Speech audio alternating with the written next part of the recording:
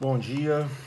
Aguardei um pouco aí, uns 24 horas aí após o decreto, né? Após a medida provisória 927 e para a gente se manifestar. Ontem a gente estava fazendo alguns pareceres jurídicos, algumas notificações, e aí depois, hoje, com mais tranquilidade, a gente está aqui para passar qual foi a estratégia, a maior estratégia usada pelo nosso escritório aos nossos clientes, empresas, tá? Nós estamos aí diante de algumas situações onde os empresários estão precisando saber o que fazer, certo? Uma é a trabalhista, como é que eu vou fazer com os meus funcionários. Outro é a civil, né? O direito civil, que é a questão dos contratos. Eu tenho um contrato de aluguel para pagar, eu tenho um contrato com um patrocinado, eu tenho um contrato com o fornecedor, eu tenho um contrato com isso, com aquilo, certo? E a outra são os tributos, certo? Diante aí dessa situação, as empresas estão sem faturar, consequentemente, os tributos estão aí chegando, né? E não sabem como fazer, certo?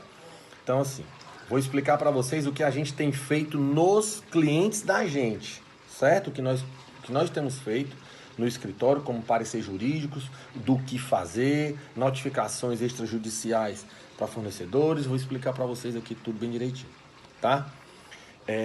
Tudo se trata de estratégia, certo? Então, a estratégia usada pelo nosso escritório aos nossos clientes na esfera trabalhista foi a seguinte.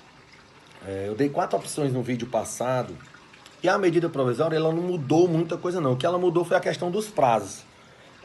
A questão de como se comunicar, porque precisava fazer a comunicação com 30 dias de antecedência para dar férias, com 15 dias tinha que, com 15 dias de antecedência, falar com o órgão do trabalho sobre dar férias, enfim, não mudou muita coisa. O que mudou foi só a questão dos requisitos serem preenchidos para conceder férias, para conceder banco de horas e uma série de situações, tá? Então a gente decidiu, com a maioria dos nossos clientes, foi dar banco de horas para eles, certo? Desde o dia do decreto foi dado banco de horas. Até o dia 1º, porque está saindo muita coisa, daqui a pouco sai outra medida provisória, e aí você fica mudando o direito o tempo inteiro. Tá? Então, nesse momento, é um pouquinho de calma. O que é que a gente faz? Não gasta nada com isso, porque banco de horas tu não vai gastar, e vai ficar lá como horário para depois você cumprir com o funcionário. Então, nós fizemos, primeiro, banco de horas. Os funcionários dos nossos clientes ficarão em banco de horas até o final do decreto, certo? Se for renovado o decreto, eles irão demitir os funcionários. Meu Deus, mas por que demitir? Porque esses funcionários vão receber o seguro-desemprego. Mas eu tenho verba rescisória para pagar, algumas são altíssimas. Justiça. Os funcionários irão para a justiça, quando chegar na justiça nós vamos invocar o governo a responder por essas verbas indenizatórias ou responder pela demissão daquele funcionário, certo? Mas a preocupação do empregador é em deixar o seu funcionário recebendo seguro-desemprego em casa, tranquilo, com saúde, isolado e etc. Tá bom? Essa foi a nossa forma, com a grande maioria. Outros nós precisamos dar férias, porque ainda não faz jus ao seguro-desemprego, então a gente vai ter que arcar aí com algumas coisinhas. Mas nós decidimos, a grande maioria foi fazer isso, certo? É preciso olhar para a sua empresa e saber como é que está a situação do funcionário, o que é que tem que ser feito, o que é que pode ser feito, se ele tem direito a isso, se ele tem direito àquilo, para você ajudar ele como ser humano, tá bom?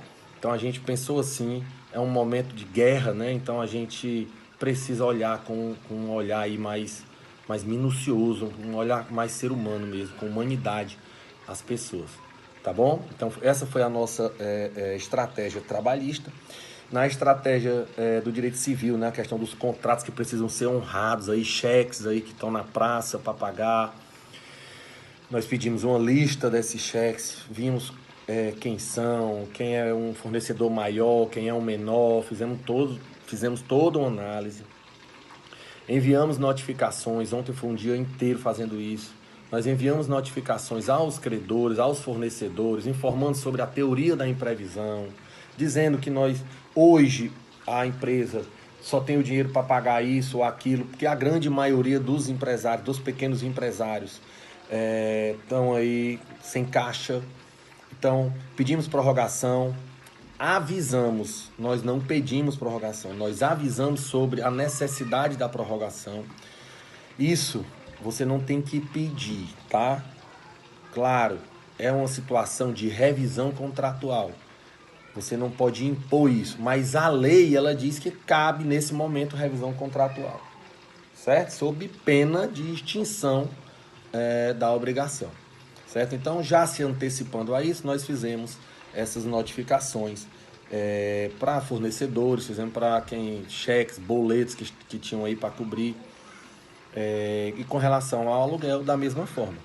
O governo decretou a paralisação do comércio, aquele comércio tem um contrato de locação onde não vai ter a possibilidade de usar o imóvel, certo? Então, diante disso, notificamos os locadores e suspendemos os pagamentos ou parte desses. Alguns são pequenos, né? Então, a gente precisou ver a possibilidade de pagar algo para não deixar também os funcionários deste sem pagamento, certo? E a outra parte, e vai ser bem discutida, vai ser a questão do pagamento dos impostos, certo? Nós demos parecer aos empresários, clientes da gente, para pararem de pagar mesmo os impostos, né, diante da situação, sem caixa, sem dinheiro ou com dinheiro muito pouco para responder aí aos empregados, né, responder a questão da sobrevivência, tá?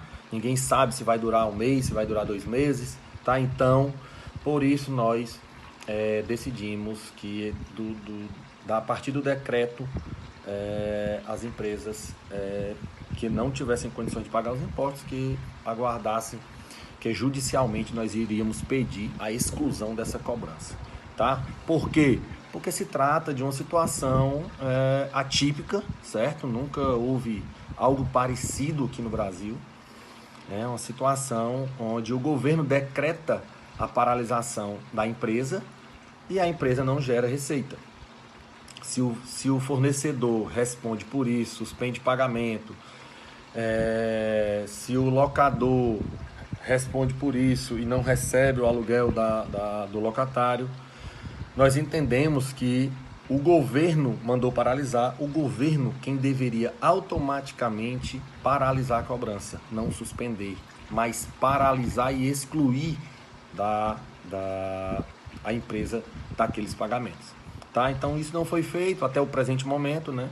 Nós decidimos que as empresas parassem mesmo, a empresa que não tivesse condições de estar pagando, que parassem, e nós íamos pedir a exclusão dessa cobrança aí numa ação judicial, possivelmente. Tá bom? Então contem comigo aí, se precisarem de alguma dúvida, resolver algum problema aí que possa ser só com orientação, podem contar comigo. Eu estou aqui para ajudar, beleza? Abraço.